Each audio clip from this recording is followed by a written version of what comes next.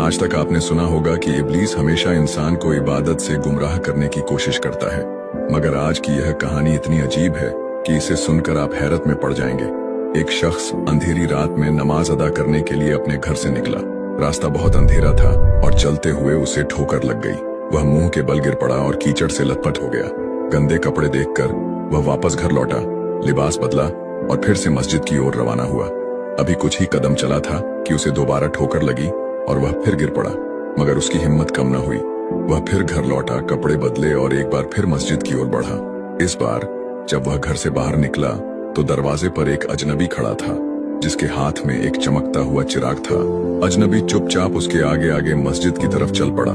चिराग की रोशनी में इस बार रास्ता साफ नजर आ रहा था और वह बिना किसी मुश्किल के मस्जिद पहुंच गया।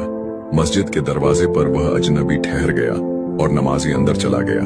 नमाज अदा करने के बाद जब वह बाहर निकला तो देखा कि वह अजनबी अभी भी खड़ा था, मानो उसे घर छोड़ने आया हो। नमाजी को अजनबी पर शक हुआ और उसने उससे पूछा, आप कौन हैं? अजनबी ने जवाब दिया, मैं इब्लीस हूँ। यह सुनकर नमाजी हैरान रह गया और बोला, शैतान मुझे मस्जिद तक कैसे छोड़ने आया?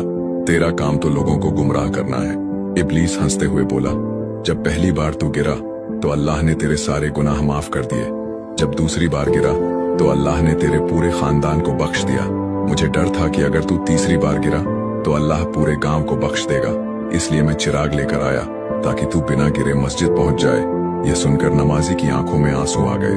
उसने सजदे में गिरकर अल्लाह का शुक्र अदा किया कि उसकी मेहनत और नियत को अल्लाह ने कबूल कर लिया।